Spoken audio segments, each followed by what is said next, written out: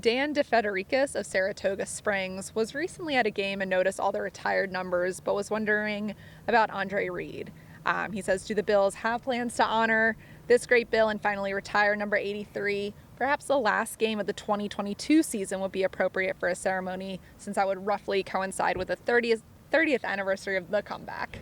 Yeah, it's a good question. He is certainly on that list of Bills that can be identified with just one name, right? There's Jim and there's Bruce, there's Thurman, and Andre is next on that list. I mean, he is a Hall of Famer, but I think it's worth remembering it took a while for him to get into the Hall of Fame.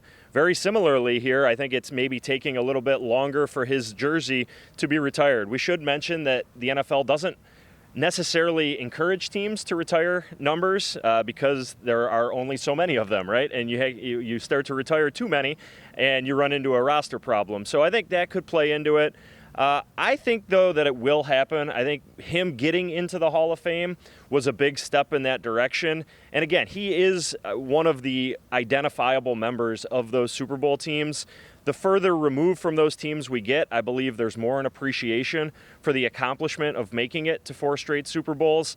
Certainly they've been honored in many ways. They're well remembered here. But I agree with Dan. I think that it would be the right and maybe justified honor for Andre Reed to finally officially retire number 83. I also want to point out that the number has not been given out very often at all since he stopped playing. Lee Evans is really the only player of note to wear that number, and former first-round pick. The way that I understand it, Andre Reed was okay with Lee Evans wearing that number. So again, it's not very common that we see 83 worn to begin with.